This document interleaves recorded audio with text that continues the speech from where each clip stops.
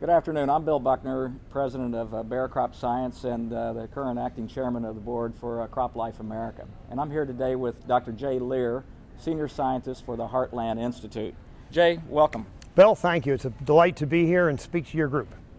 And we're standing here today at the 2010 CLA Rise Spring Conference, and we just had an outstanding session this morning, Jay. And we did. It was great, Bill. And Dr. Lehr kicked it off for us this morning. And if you don't mind, I'd just like to ask you a few questions this afternoon. Bill, I'd love it. I've been in agriculture now over half a century, and I'm more enthusiastic today than I was 50 years ago. Fantastic. Well, it's my understanding you received the first Ph.D. in hydrology in 1962. That is correct, University of Arizona. But I also studied ag economics along the way. Ag economics, and agriculture was at that time booming in the terms of the first green revolution, was it not? It was, and I became a student of Norman Borlaug shortly after he won the Nobel Prize in 1971, and studying what his work on dwarf wheat in Mexico really turned me on to all the potentials of feeding the world a lot better than we were then. Outstanding. And with that background, here we're promoting modern agriculture, food for all. You have it on your t-shirt, which we certainly appreciate your wearing.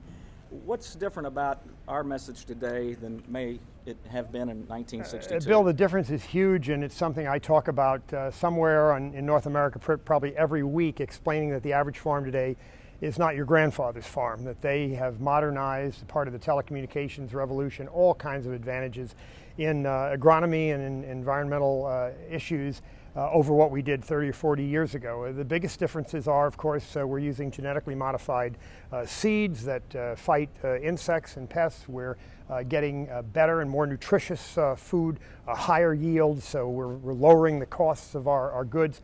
We're reducing tillage. We're saving a tremendous amount of water by plowing less. We're getting better carbon fixation. We're saving wear and tear on our tractors. We're saving fuel. We're improving air quality. Virtually eliminated soil runoff. We've also eliminated the runoff of any of the chemicals that we apply to our crops getting into our streams. So reduced tillage has been huge. And then finally, the biggest and most exciting part is we're running our tractors with GPS systems.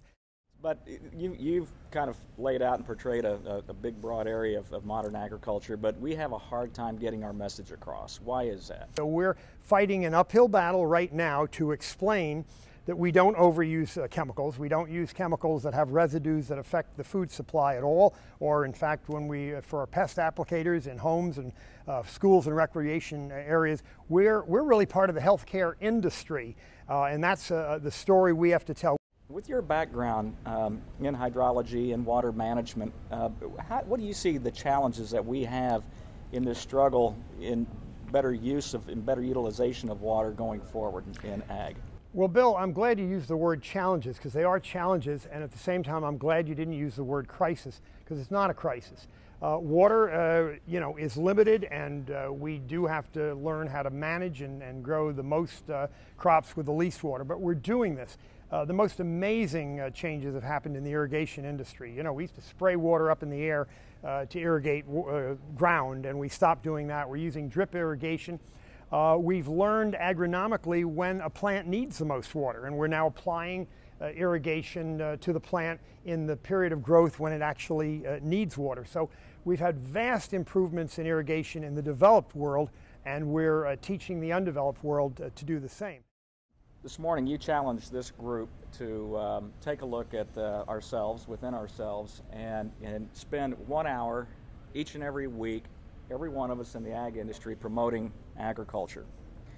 What can CropLife do and RISE do to encourage our members to really move forward and embrace this ideal that you've challenged us with this morning? Well, CropLife and RISE are doing a tremendous job in spreading the word, but you're limited in terms of finance and manpower. The actual numbers of your members are small. Unless we get the message down to the foot soldiers on the ground that are applying crop chemicals and chemicals to our homes and schools, we can't get the job done. And the biggest problem we face is not a technical problem in agriculture, it's a perception of what we do. Every manufacturer and every member of CropLife and RISE has to do is to develop a toolkit for the bottom of the pyramid, the applicators, the people who are using their chemicals with the messages that they need to be relaying to their customers. And one thing that's always interested me about you is that you're a skydiver. You've been skydiving for 32 years, haven't missed a month in those 32 years, and you're jumping out of an airplane at 13,500 feet. What advice would you give us as we begin to look at from 30,000 to 13,500 down to this small landing spot? What advice would you give our industry in terms of how we should be drilling down into those very specific issues? Bill, that really is a great question, and you're right. Both as a skydiver and as an ag professional, I have the rare opportunity to see the big picture as well as the small picture. You're right. I, in agriculture, have huge audiences to talk to educate. But everybody in agriculture can do the same job I do, but maybe they're not talking to 300, maybe they're talking to 3 or a half a dozen. There are all kinds of opportunities to get within the 3-foot target that I land on. And you know, talk about what you do. Spend 15 minutes of your conversation.